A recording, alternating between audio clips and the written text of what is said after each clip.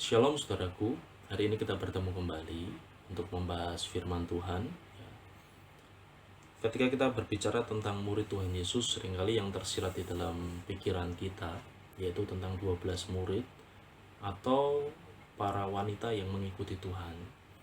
Nah saudaraku, ada salah satu murid Tuhan yang baru dimunculkan di dalam Alkitab, ya, khususnya di dalam Injil, yang bernama Yusuf Arimatea.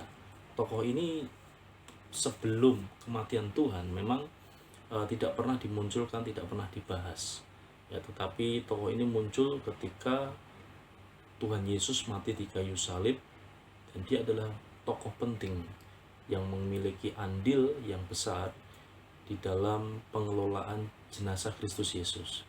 Nah saudaraku, siapakah Yusuf Arimatea?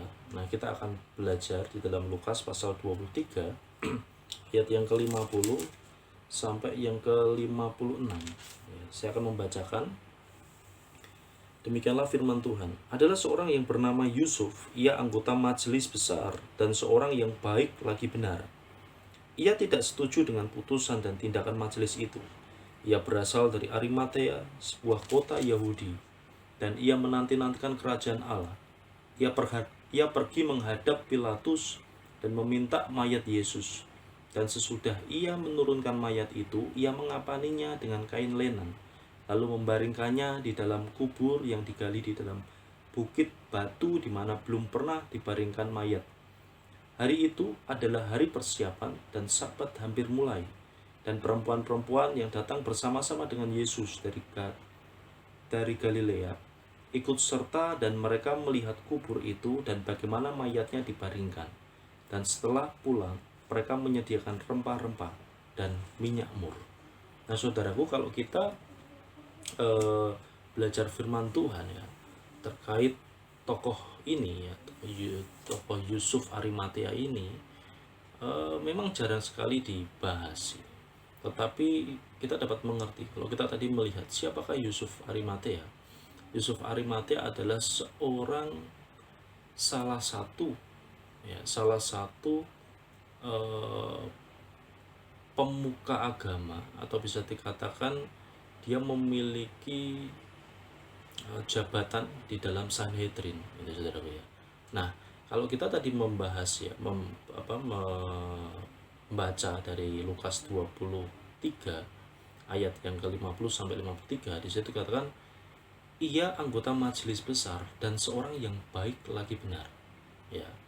Dan kalau kita melihat di Injil-Injil yang lain, ya, kalau saudara melihat Injil Matius, Markus, Lukas, Yohanes, ya, semuanya mencatat tentang Yusuf Arimatea. Dia seorang murid Yesus yang sembunyi-sembunyi mengikuti Tuhan. Nah, ada satu tokoh pemuka Israel juga yang juga sama seperti Yusuf Arimatea, namanya Nikodemus. Nah, saudaraku.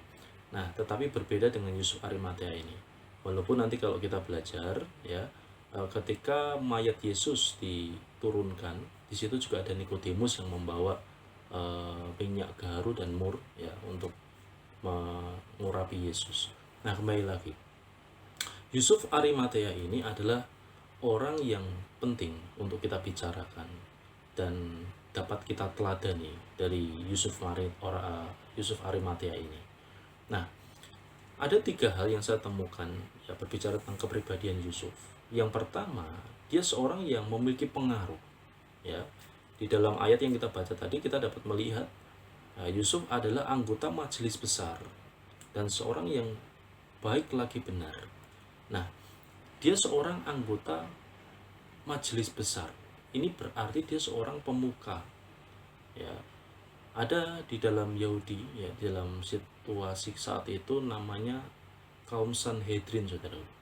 Nah, dia orang-orang bisa dikatakan dari kalangan ahli-ahli Taurat ya, yang memiliki kekuatan untuk mengatur pemerintahan ya, khususnya dalam hal aturan-aturan, karena orang Israel sangat lekat dengan aturan Taurat. Nah, orang-orang yang dapat masuk di dalam mahkamah ini bukan orang-orang sembarangan, tetapi orang yang sungguh-sungguh mengerti firman Tuhan seperti apa ya, sungguh-sungguh mengerti hukum-hukum Taurat, dalil-dalil Taurat yang dapat dipraktekkan secara sosial. Jadi sehingga ya kalau sudah dipraktekkan secara sosial biasanya banyak muncul dilema-dilema gitu ya. Nah, di sini peran dari Sanhedrin untuk menetapkan. Nah, saudaraku, kembali lagi, Yusuf seorang yang berpengaruh. Ya, dia tadi kita sudah melihat dia seorang anggota majelis besar, ya. Dia seorang yang cerdas tentunya, seorang cerdas dan mahir. Bahkan kalau kita melihat di ayat yang lain ya tentang Yusuf, dia dikatakan seorang yang kaya. Ya, artinya apa di sini? Teladan yang pertama dari Yusuf, saudaraku, kita dapat menjadi teladan. Kita dapat dalam tanda kutip ya melancarkan ya efektif dalam mengerjakan pekerjaan Tuhan ketika kita memiliki satu kewenangan, satu otoritas. Nah, makanya saudaraku, hidup untuk memiliki kewenangan bukan hidup yang sembarangan, tetapi hidup yang sungguh-sungguh menata diri, memeruncing diri agar kapasitas kita matang, ya, diakui oleh dunia. Dan sesungguhnya ketika kita diakui oleh dunia bahwa kita memiliki kapasitas, kita memiliki hak untuk berbicara, hak untuk berpendapat, bahkan hak untuk memutuskan segala sesuatu. Nah, saudaraku, pelajaran yang pertama dari Yusuf Arimatea, dia seorang yang berpengaruh. Nah, seorang yang berpengaruh karena kapasitas dan kualitasnya. Nah, kita rindukan anak-anak Tuhan memiliki posisi-posisi tertentu, jabatan, ya, memiliki kewenangan-kewenangan yang strategis agar apa? Pekerjaan pelayanan di dunia ini semakin mudah, semakin dapat mendapatkan dukungan dari orang yang berpengaruh. Ya, ini yang pertama, saudaraku. Kita dapat meneladani Yusuf Arimatea. Dia bukan seorang yang pelit.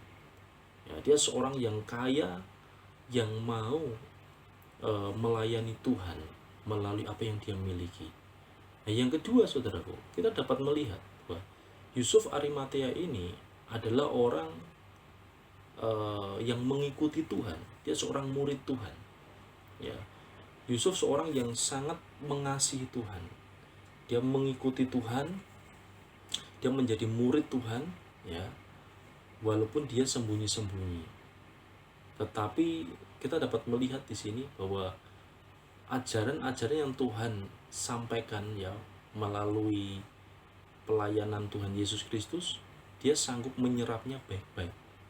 Nah, kalau kita melihat, saudaraku, dari mana buahnya, ya, kita dapat melihat dia sangat mengikuti sampai akhir hidup Yesus seperti apa. Ya, saya percaya kemungkinan besar saat Yesus ya, dalam masa Via Dolorosanya, ya, dalam jalan salibnya ini, Yusuf adalah salah satu yang memperhatikan di mana perjalanan Tuhan Yesus itu. Penderita, diolok, ya, dicemooh, bahkan sampai mati di kayu salib, ya. Dalam kematiannya dia melihat satu mujizat-mujizat besar, ya, di mana bait Allah terbuka, banyak goncangan dan sebagainya. Nah, saudaraku, dia murid yang baik, ya. Yang ketiga, saudaraku, pelajaran dari Yusuf Arimatea, dia bukan hanya seorang yang memiliki pengaruh, tapi yang kedua, dia seorang murid, hati yang mau mengikut Tuhan. Dan yang ketiga, Yusuf adalah seorang yang sangat mengasihi Tuhan, ya. Ada beberapa hal yang dapat kita pelajari ketika bicara tentang Yusuf Arimatea, ya. Kita dapat melihat Yusuf seorang yang berani mendatangi Pilatus untuk meminta mayat Yesus. Ya. Di Injil yang lain dikatakan dia memberanikan diri untuk menghadap Pilatus. Berarti kan, saudara, kata memberanikan diri berarti dia harus menaklukkan ketakutannya untuk dia bertindak sampai kepada Pilatus, ya, datang kepada Pilatus. Nah, Yusuf Arimatea seorang yang sangat mengasihi Yesus Kristus. Dia menanggalkan keengganannya untuk melayani Tuhan di dalam kematiannya. Yang kedua, kalau kita melihat ya kasih kasih Yusuf Arimatea yang kedua, kita melihat bahwa dia rela untuk menajiskan dirinya, saudara. Perhatikan, Yusuf Arimatea bukan orang biasa, dia bukan pedagang, dia bukan orang nelayan, ya, dia bukan orang yang melakukan pekerjaan-pekerjaan sekuler. Tetapi tadi sudah kita melihat, ya, dia adalah anggota majelis besar, Dewan Sanhedrin, ya, di mana orang yang kental dengan Taurat Tuhan, di mana orang yang sangat-sangat menjaga hidup berdasarkan Taurat Tuhan. Tetapi dia, ya, rela untuk menurunkan mayat Yesus dengan tangannya sendiri. Dia rela menajiskan dirinya, dia rela menanggalkan, ya, dia rela menerobos hukum budaya Taurat di dalam hidupnya. Untuk apa? Untuk dia dapat melayani Tuhan melalui kematiannya ini. Nah, saudara, Yusuf Arimatea, orang yang sangat mengasihi Tuhan, dapat kita lihat dia mau berkorban dengan memberikan apa, saudara? Kuburan yang telah dibelinya. Dia membeli kuburan baru dan dia memberikannya untuk Yesus Kristus, untuk mayat Yesus Kristus, kuburan ini. Nah, saudaraku, kalau kita melihat, ya, di dalam, saudara bisa buka Google dan sebagainya, ya, bahwa di masa itu untuk memiliki kuburan yang layak, kuburan pribadi itu yang sangat mahal sekali, ya, dan tidak sembarang orang dapat diberi atau mendapatkan hibah sebuah kuburan kalau dia tidak betul-betul mengasihi orang tersebut. Nah, dari ini kita dapat melihat bahwa Yusuf Arimatea adalah seorang yang sungguh-sungguh mengasihi Tuhan, yang sungguh-sungguh mau berkorban untuk memberikan sesuatu kepada Tuhan. Saudaraku, kita dapat belajar dari hal ini, ya. Kematian Yesus Kristus membuat kita mengerti bahwa kita harus mati, bahwa kita yang seharusnya masuk kepada penderitaan dan bahkan harus binasa di neraka. Tetapi karena kasih Tuhan, Tuhan mau dan rela untuk turun ke dunia. Dia rela untuk berinkarnasi menjadi manusia. Penderitaan Tuhan bukan hanya saat di kayu salib, saudara. Penderitaan Tuhan dimulai dari ketika Tuhan ada di kandungan Maria. Yesus Maha tahu. Dia tahu, ya, semenjak dia dari kandungan Maria sampai dia selesai menyelesaikan misinya menjadi manusia yang mati. Nah, saudaraku, jika Tuhan sudah mencurahkan darahnya untuk kita, apa yang harus kita lakukan untuk menyenangkan hati Tuhan? Apa yang harus kita lakukan untuk menghormati penderitaan Tuhan? Tuhan tidak menuntut hartamu, Tuhan tidak menuntut kehebatanmu, jabatanmu. Enggak. Tuhan menuntut satu hal, yaitu hidupmu. Hidup berkenan di hadapan Tuhan, hidup taat di hadapan Tuhan. Tuhan rindu engkau menyatakan kasih-Mu kepadanya. Nah, saat ini melalui video ini saya mengingatkan kepada saudara, ya, apapun yang saat ini engkau bisa lakukan untuk Tuhan. Apapun yang saat ini engkau bisa rancangkan segala sesuatu untuk Tuhan. Dan apapun yang saat ini bisa engkau berikanlah untuk Tuhan. Tuhan mengasihi kita, Tuhan selalu memperhitungkan apa yang dikerjakan dan diberikan oleh anak-anaknya, terlebih hati yang melayani, hati yang mau menjadi hambanya. Kiranya Tuhan memberkati kita, dan kiranya tangan Tuhan selalu menyertai hidup kita. Tuhan memberkati.